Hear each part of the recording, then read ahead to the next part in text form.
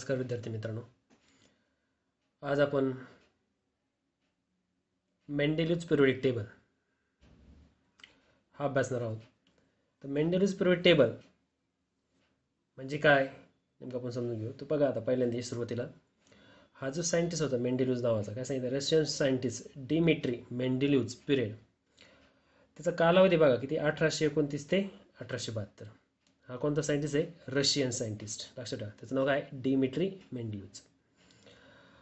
आता हा जो सायंटिस्ट होता त्याने काय केलं काय नाही आपण त्याच्याबद्दल बघणार आहे. तर क्लासिफिकेशन ऑफ एलिमेंटमध्ये सर्वात महत्त्वाचा म्हणजे जो पार्ट असेल सुरुवातीच्या काळात तर तो होता कोण? मेंडेलिव्हज. त्याच्यामुळं काय झालेलं आहे, क्लासिफिकेशन ऑफ एलिमेंटला जे आपण म्हणू शकतो की सुरुवात चांगल्या पद्धतीने झाली तर ती कोणापासून झाली? मेंडेलिव्हजपासून. तर बघा, most important steps in a classification of element, he said that the fundamental property of the element is the atomic mass. लक्षात ठेवा, त्याने काय सांगितलं, याच्या अगोदर पण आपण त्याच्यामध्ये बघितलं होतं की फंडामेंटल प्रॉपर्टी, पण याने काय सांगितलं, भर दिलाय त्याच्यात. He said that the fundamental property of element is the atomic मास. कोणती आहे? Atomic mass. लक्षात ठेवा मेन. त्याच्यानंतर ज्यावेळेस तो होता तर त्यावेळेस त्याने काय केलं होतं, जेवढे एलिमेंट्स होते किती, he arrange 63 elements known at that time in an increasing order of atomic mass. म्हणजे ज्यावेळेस तो होता तर त्यावेळेस 63 एलिमेंट्स हे काय होते, अवेलेबल होते किंवा माहीत होते सगळ्यांना. तेवढेचे तेवढे एलिमेंट त्यांनी काय केलं, त्याच्यामध्ये टाकले, म्हणजे त्याच्या याच्यामध्ये त्या टेबलमध्ये 63 elements known at that time in increasing order at atomic mass. He organize the periodic table basis of the chemical and physical property of the element. मग कोणत्या बेसिसवर काढले त्यांनी, समजते का? कोणत्या? He organize the periodic table basis of the chemical and physical property of the element. समजते का? आता त्यांनी काय केलं, फिजिकल आणि केमिकल प्रॉपर्टीज असतात त्या एलिमेंटच्या, त्याची काय केलं त्यांनी, स्टडी केलं. लक्षात घ्या. आणि ते स्टडी केल्यानंतर त्यांनी काय केलं, इन्क्रीजिंग ऑर्डर ऑफ ॲटॉमिक मास त्यांनी सगळ्यांची काय केली, मांडणी केली. त्या टेबलमध्ये काय केली, मांडणी केली.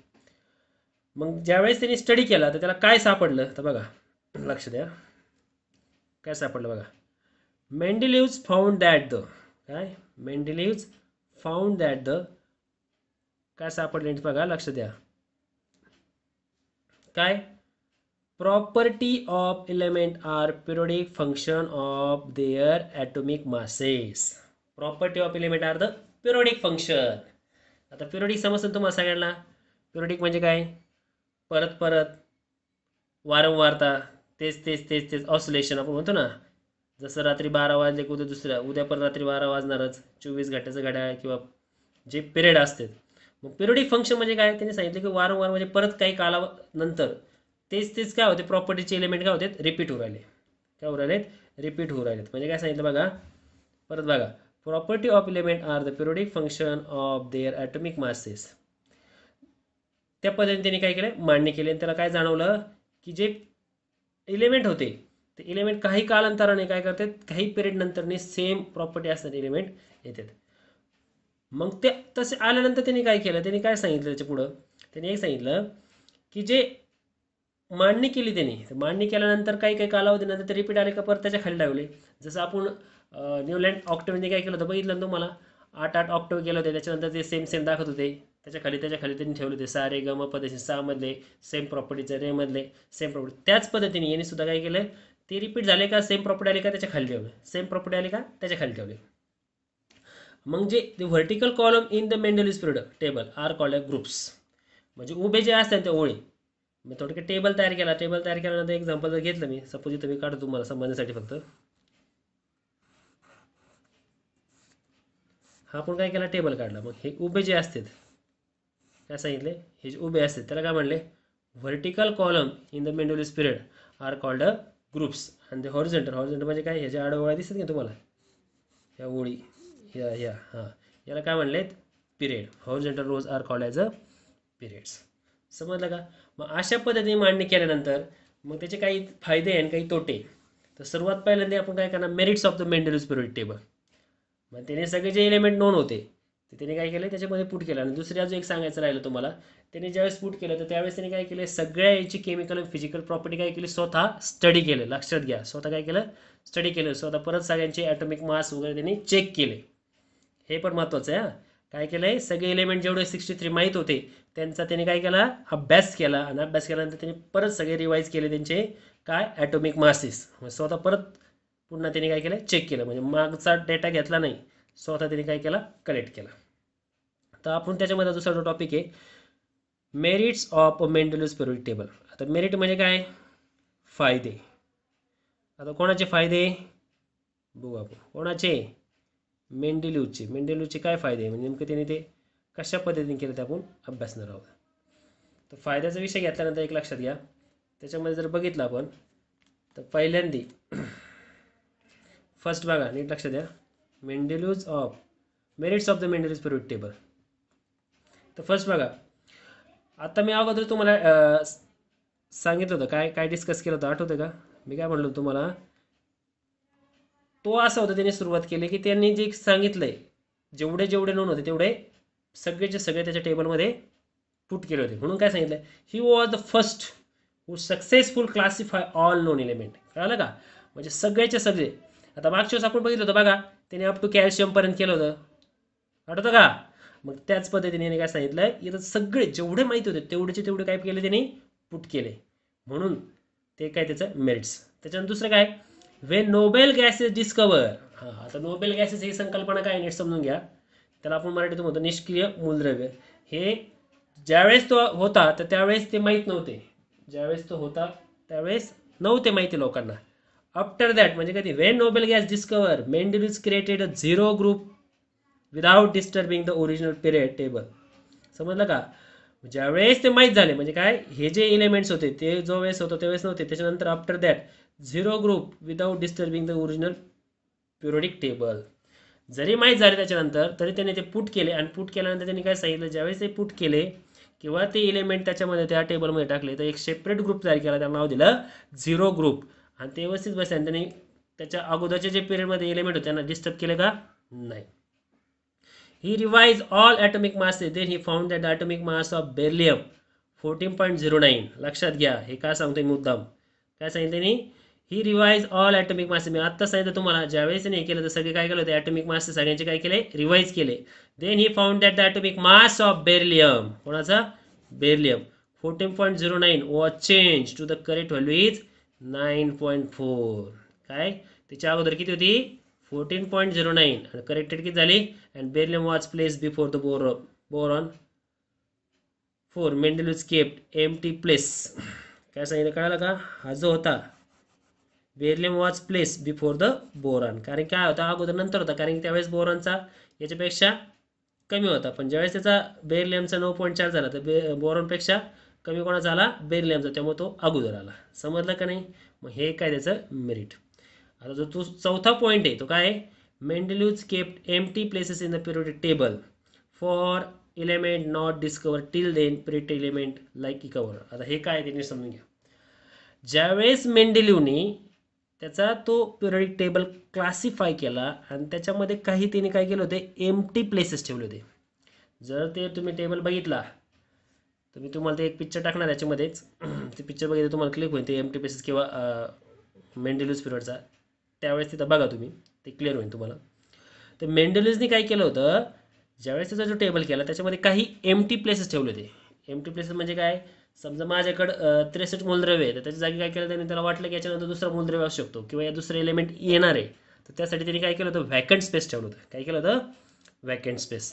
आणि जी जागा ठेवली होती आणि त्यांनी प्रेडिक्ट केलं होतं की हे असे मूलद्रव्य असणार आहे, त्यांचं ॲटॉमिक मास हे असणार आहे, त्यांची डेन्सिटी अशी असणार आहे, किंवा त्यांचा ऑक्साईडचा फॉर्म्युला असा असणार आहे, किंवा त्यांचा हायड्राईडचा फॉर्म्युला असा असणार आहे. म्हणजे केमिकल फॉर्म्युला आणि फिजिकल प्रॉपर्टी त्यांनी काय केली होती, मेंडेलियसने प्रेडिक्ट केली होती, सांगितली होती. आणि ज्यावेळेस ते फाइंड झाले तर ज्यावेळेस ते सापडले किंवा आले तर ते बरोबर त्याच ठिकाणी बसले, म्हणजे त्याच ठिकाणी त्यांना स्थान देण्यात आले, आणि त्याची जे प्रॉपर्टीज होत्या त्या काय होत्या, जवळजवळ 99% मिळत होतं, उगा थोडंसं 0.1 0.2 इकडे तिकडे होतं त्या. Mendeleev kept empty place in the periodic table for element not discover till then periodic element. मग असे कोणते होते, लाईक इका बोरॉन. कोणते होते, इका बोरॉन, इका ॲल्युमिनियम अँड इका सिलिकॉन. आणि ज्यावेळेस ते सापडले त्यांचं नाव काय, which were discover were name is scandium. म्हणजे काय, इका बोरॉनला काय म्हणायचं, स्कॅन्डियम. इका ॲल्युमिनियम म्हणजे त्यांनी प्रेडिक्ट केलं त्याला काय म्हणायचं, गॅलियम. आणि इका सिलिकॉन म्हणजे काय, जर्मेनियम रिस्पेक्टिव्हली. समजलं का. आणि ज्यावेळेस ते सापडले तर त्यावेळेस त्यांची सगळी प्रॉपर्टी काय होती, सेम होती. लक्षात घ्यायचं पेपरला, व्हेरी IMP NTSCच्या मुलांनी पण लक्षात घ्यायचं आहे. हे जे मी टॉपिक काढलेले आहे ते मेन आहे, कारण की त्याच्यामधले तुम्हाला पेपरला याच्यातच येणार आहे. MCQ मध्ये सुद्धा ह्याच टाईपचे येते, किंवा हे जे नॉन स्टेटमेंट असणार आहे, फर्स्ट स्टेटमेंट आहे, second statement, third, fourth, fifth आहे, मग ऑल ऑफ दिस कोणाशी रिलेटेड आहे, हे मेंडेलिव्हचे रिलेटेड आहे. म्हणजे यावेळेस तुम्हाला जे क्वेश्चन जे विचारते त्यावेळेस तुमच्या लक्षात व्हायला पाहिजे, क्लिक व्हायला पाहिजे की हे कशाशी रिलेटेड आहे, त्यांचे मेरिट्स आहे का डिमेरिट्स आहे, किंवा कोणाशी, न्यूलँडचं आहे का मेंडेलिव्हचं. समजलं. किंवा कोणता त्यांनी काय केला होता, ॲटॉमिक मास कमी जास्त तिथं बघा, बेरिलियम 14 पॉईंट काय होता 09, तर किती झाला 9.4. ते छोटे छोटे स्टेटमेंट आहे. हे जे मी आता तुम्हाला याच्यात दाखवले सगळे, हे सगळेचे सगळे पॉईंट व्हेरी IMP तुम्हाला पेपरला येऊ शकतं. Write the merits of Mendeleev's periodic table, हे चारही पॉईंट तुम्हाला लिहायचे. कळालं आहे. ठीक आहे. आता हे मेरिट्स झाले, तर आपण आता काय बघणार आहे, demerits of Mendeleev's periodic table. झाले क्लिक. ठीक आहे. आता आपण काय बघणार आहे, demerits of Mendeleev's periodic table. Demerit म्हणजे काय, काहीतरी चुका किंवा त्याचे काय तोटे ते आपण बघणार आहे. तर demerits of Mendeleev's periodic table, नीट लक्ष द्यायचं आहे, खूप सोपे. Demerits of Mendeleev's periodic table. काय first, hydrogen is place in group 1 and a group 17 as a resembles alkali metal as well as halogens. Thus, there is no fixed position for hydrogen in the periodic table. आता नीट समजून घ्या.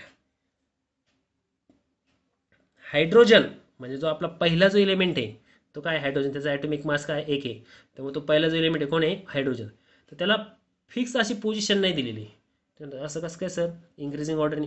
हां बरोबर आहे तुमचं म्हणणं, जे मेंडेलिव्हने सांगितलं पद्धतीने बरोबर आहे, पण त्याचे जे प्रॉपर्टीज असणार आहे, म्हणजे त्याचे जे गुणधर्म दाखवतो ते दोन प्रकारचे दाखवतो. कोणते कोणते सांगितले बघा, ग्रुप 1, कोणते ग्रुप 1, आणि दुसरा कोणता ग्रुप आहे, अँड ग्रुप 17, कोणतं ग्रुप 17. लक्षात घ्यायचं, hydrogen is place in group 1 in a group 17 as is resembles alkali metal as well as halogens. म्हणजे त्याच्या ज्या प्रॉपर्टीज आहे ते कोणाकोणाशी रिलेटेड आहे, एक अल्कली मेटल जो आहे त्याच्याशी, म्हणजे ग्रुप 1 सारखे आपण दाखवतो, आणि ग्रुप 17 सारखं. Therefore is no fix position of for the hydrogen in the periodic table. मग त्यामुळे फिक्स पोझिशन आहे का, अजून सुद्धा त्याच्याबद्दल काय आहे, संभ्रम आहे की नेमकं त्याला कुठं पुट करायचं, हे काय त्याचं डिमेरिट. म्हणजे ते मेंडेलिव्हने सांगितलं नाही की याला इथंच ठेवा, समजते का. म्हणजे हे काय झालं, त्याचे डिमेरिट झालं. Second, two isotopes of the same element have a different atomic masses, they cannot be placed separately in the periodic table. Since isotopes are chemically similar, they had to be given the same position in the periodic table. आता तुम्ही म्हणत असता काय चाललंय, isotope माहिती आहे का, 8वी 9वीला बघितलं तरी परत एकदा सांगतो. आयसोटोप्स म्हणजे काय, आयसोटोप्स म्हणजे काय, सेम केमिकल फॉर्म्युला पण काय डिफरंट ॲटॉमिक मास. काय सांगितलंय, ॲटॉमिक मास काय असतं, त्याचं प्रॉपर्टी सगळ्या सारख्या असतं, पण ॲटॉमिक मास काय असतं, डिफरंट, काय असतं, वेगवेगळं. अशाला आपण काय म्हणतो, आयसोटोप्स. मग आता आयसोटोप्स म्हणजे काय, सेम केमिकल फॉर्म्युला. मग एक्झाम्पल द्यायचं झालं तर हायड्रोजनचं पण आहे, हायड्रोजन, ड्यूटेरियम, ट्रिटियम, आहे की नाही. मग याच्यामध्ये जर विचार केला तर त्यांचा ॲटॉमिक मास काय डिफरंट आहे, पण प्रॉपर्टी तर सेम आहे, केमिकल प्रॉपर्टी सेम आहे. परंतु आपल्या मेंडेलिव्हने म्हणजे ह्याच्यामध्ये आपण आता काय बघितलंय, सगळ्यांची कशा पद्धतीने केलंय, ॲटॉमिक मासच्या इन्क्रीजिंग ऑर्डरनुसार त्यांची काय केली आहे, प्लेस दिलेले आहे, त्यांना स्थान दिलेलं आहे. मग आयसोटोप्स बद्दल पण त्यांनी काय सांगायला पाहिजे होतं, जर समजा क्लोरीन आहे, क्लोरीनचे पण 2 आयसोटोप्स आहे, बरोबर का. मग त्याचं काहीतरी प्लेस पाहिजे होती, किंवा मग एकाचं 35 आहे, एकाचं 35.5 आहे, एकाचं 38 आहे. मी आता तुम्हाला सांगितलं हायड्रोजनचं ॲटॉमिक मास, एक हायड्रोजन घेतला 1 आहे, ड्यूटेरियम घेतला तर 2 आहे, ट्रिटियम घेतला तर 3 आहे. मग आता ट्रिटियम घेतल्यानंतर 3 आहे म्हटल्यानंतर मग प्रत्येकाला सगळ्याला पोझिशन द्यायची का, बरोबर ना, याच्या रूलनुसार द्यायला पाहिजे, पण तसं दिलं की त्यांनी नाही. मग त्यांनी काय सांगितलं बघा, they had to given the same position in the periodic table. काय केलं त्यांनी, सगळ्याला एकाच पोझिशन म्हणजे क्लोरीनचे जे आयसोटोप सगळे काय केले, एकटीच ठेवले. पण त्याचा जो नियम सांगितला त्यांनी रूल जो सांगितला होता ॲटॉमिक मासच्या इन्क्रीजिंग ऑर्डरने, मग ते पुट काय करायला पाहिजे होते, वेगवेगळ्या ठिकाणी ठेवायला पाहिजे का, कारण त्यांचं ॲटॉमिक मास काय होते, चेंज होते. पण तरी सुद्धा त्यांनी काय केलंय, त्याच पोझिशन ठेवलं, त्यामुळे त्याचे काय झालं, ते डेमेट. दुसरं, some element with the higher atomic mass are place before those having a lower atomic masses. हां, आता हे परत बघा, आता पहिल्यांदा आत्ताच मी चर्चा केली, तुम्हाला सांगितलंय इन्क्रीजिंग ऑर्डरने, कोणाच्या इन्क्रीजिंग ऑर्डरने, ॲटॉमिक मासच्या, त्या पद्धतीने त्यांनी काय केलंय, अरेंजमेंट केली, कोणी, मेंडेलिव्हने. पण एका ठिकाणी काय झालंय, त्यांनी काय सांगितलं बघा, कोबाल्ट विथ ॲटॉमिक मास, कोणाचं, कोबाल्टचं बघा आता कोबाल्टचं काय काय ॲटॉमिक मास कोबाल्टचं नीट लक्षात घ्या. एक्झाम्पल काय cobalt with atomic mass 58.93 is placed before nickel having atomic mass is 58.71. मग आता बघा हा 71 आहे आणि हा 93. मग याच्या अगोदर हा ठेवलाय मग चुकीचं आहे की नाही. इन्क्रीजिंग ऑर्डरने म्हटल्यानंतर अगोदर हा पाहिजे होता नंतर हा पाहिजे होता. तसं झालंय का नाही. मग हा एक सुद्धा काय त्याचा डिमेरिट्स. चौथा पॉईंट बघा dissimilar element were placed in the same group. Example manganese was placed in the group of halogen which totally differ from the properties. कळलं का आता. मग आता इथं परत काय झालं एका ठिकाणी काय झालं त्यांनी कुठं काय केला वेगवेगळ्या प्रॉपर्टीचे एकाच ग्रुपमध्ये ठेवले किंवा सेम ग्रुपमध्ये ठेवले. सेम ग्रुपमध्ये चालणार आहे का. आपण सेम ग्रुपमध्ये कोणते ठेवलं ज्याचे प्रॉपर्टी जे असतात ते काय पाहिजे सेम पाहिजे. आता डिफरंट प्रॉपर्टी असून सुद्धा ते एकाच ठिकाणी ठेवलं त्यामुळे ते काय झालं त्याचं डिसिमिलर. असं काय एक्झाम्पल आहे manganese was place in the group of halogen which is totally differ from the manganese in the property. कळालं का. त्या हॅलोजनची प्रॉपर्टी मॅग्नीजची डिफर आहे तरी त्याला एकत्र ठेवलंय ते एक चुकीचं आहे. त्याच्यानंतर लास्ट जो पॉईंट आहे when element arrange in the increasing order in atomic mass they rises the atomic masses does not appear to uniform. हा आता लक्षात घ्या हे काय सांगू राहिले. तर ज्यावेळेस आपण ॲटॉमिक मास फाइंड करतो तर ॲटॉमिक मास फाइंड करत असताना जो पहिला एलिमेंट आहे समजा पहिला एलिमेंट हायड्रोजन त्याचं काहीतरी ॲटॉमिक मास आहे. लक्षात घ्या मी काय सांगतोय. जर पहिला एलिमेंट घेतला मी हायड्रोजन त्याचा ॲटॉमिक मास काय आहे 1. त्याच्यानंतर दुसरा कोणता XYZ एलिमेंट घेतला लगेच येणार आहे बरं का. हेलियम घेतला मग त्याचं काय समजा 2 3 काय असेल ते. त्याच्यानंतर लिथियम घेतला त्याचं काय 4. मग मला एक सांगायचं तुम्हाला 1 नंतर लगेच 3 नंतर परत 4 नंतर 5 6 काही 7.5 8 9.5 10 11.5 12 16. मग मी काय सांगू राहिले नीट लक्षात घ्या. कोणते जरी एलिमेंट घेतले तुम्ही तर याच्यामध्ये 2चा फरक याच्यामध्ये 1चा फरक परत 1चा फरक परत 1चा फरक परत 1.5चा फरक किंवा परत 1चा फरक अर्धाचा फरक म्हणजे प्रत्येक जे एलिमेंट आहे शेजारचे जे सिक्वेन्स जर बघितला तर त्या सिक्वेन्समध्ये काय दिसतं तुम्हाला प्रत्येकमधला फरक सेम आहे का रे. याच्यामधला वेगळा याच्यामधला म्हणजे कोणते जरी 2 एलिमेंट घेतले तर त्यांच्यामधलं जे डिफरन्स आहे ते सेम नाही कॉन्स्टंट नाही. काय मला सांगायचं काय कॉन्स्टंट नाही. मग तुम्ही असं सांगू शकत नाही कारण की त्यावेळेस सापडलं त्याच्यामध्ये कोणी ना कोणी एलिमेंट येईन का नाही आपण सांगू शकतो का नाही सांगू शकत. फिक्स नाही का नाही ना. का कारण की तर काय सांगितलं टोटली तर तेच सांगितलं when element arrange in the increasing order the atomic mass the rises of the atomic mass does not appear to uniform. म्हणजे त्यांची जी इन्क्रीज होती ते युनिफॉर्मली वाढतात का नाही. जसं आपण नंबरिंगमध्ये म्हणजे 1 झाला का 2 2 3 4 किंवा 2चा पाडा बे 1 2 2 4 2 3 6 2 4 म्हणजे आपण सांगू शकतो 2 2चा फरक आहे त्याच्यामध्ये कोणी नसतं 2 2चे फरक ते येते बरोबर की नाही. पण इथं काय फिक्स आहे का नाही. मग त्यामुळं काय झालं ते काय म्हणतात सो डज नॉट प्रिडिक्ट. मग सांगू शकत नाही आपण काय to how many elements between the 2 heavy element. कोणत्याही 2 यांच्यामधलं किती एलिमेंट असू शकते हे सांगतो येते का आपल्याला नाही. कळालं का. समजा एखाद्याचा जर ॲटॉमिक मास घेतला मी 25 आणि त्याच्यानंतर येणारा जो एक आहे 28 याच्यामध्ये किती असू शकते सांगता येतील का 25.1 असेल 25.2 असेल 25.3 असेल येतील का नाही. हे बघा 25 आणि 28 त्याच्यामध्ये किती पण येऊ शकतात की नाही. 25 नंतर डायरेक्ट 28 आलेला आहे पण याच्यामध्ये किती हे माहिती आहे का नाही. म्हणजे प्रिडिक्ट करू शकतो का आपण नाही सांगू शकत. म्हणून ही जी पद्धत आहे याच्यामध्ये हे काय झालं हे सगळेचे 5 मी सांगितलेले 5 काय त्याचे डिमेरिट्स. कळालं. त्याच्याबद्दल त्याने प्रिडिक्शन केलं नाही की सांगितलं नाही की नाही याच्यानंतर हाच येईन असं तो म्हणलेला नाही. कळालं का. मग हे सुद्धा काय त्याचे ते झाले डिमेरिट्स. अशा पद्धतीने आपण आज बघितलं आहे मेंडेलिव्हज पिरियोडिक टेबल. व्हेरी IMP लक्षात घ्यायचा. हा जर तुम्हाला समजला त्याचा जो पुढचा पार्ट आहे तो पण तुम्हाला चांगल्या प्रकारे समजेल. दुसरी गोष्ट एक सांगायची मला की जे मेंडेलिव्हज पिरियोडिक टेबलचे मी डिमेरिट्स सांगितले तर 99% पेपरला येतच असतात मेरिट्स असतात किंवा डिमेरिट्स हे नाही आलं तर ते नाही आलं तर हे. तर त्यामुळे हे सगळे IMP म्हणून लक्षात घ्यायचे. हे त्यासाठी मी तुम्हाला हे नोट्स वगैरे जे काढले आहे ते तुमच्या लक्षात राहण्यासाठी तुम्हाला महत्त्वाचं म्हणून मी दिलेलं आहे लक्षात घ्या. त्यामुळं तुम्ही गांभीर्याने घ्यायचं आहे आणि त्याचा स्टडी करायचा आहे. त्याच्या नोट्स मी ते दिलेले आहे ऑलरेडी फक्त नीट स्टडी करायचं आहे. मेन जे पॉईंट आहे ते पण सांगितलं. ते पॉईंट जर तुम्ही स्टडी केला तर काहीच अडचण येणार नाही. मला असं वाटतं तुम्हाला समजलं असेल. जरी काही अडचण आली तर कमेंट करा किंवा कॉल करा. ठीक आहे. थँक्यू.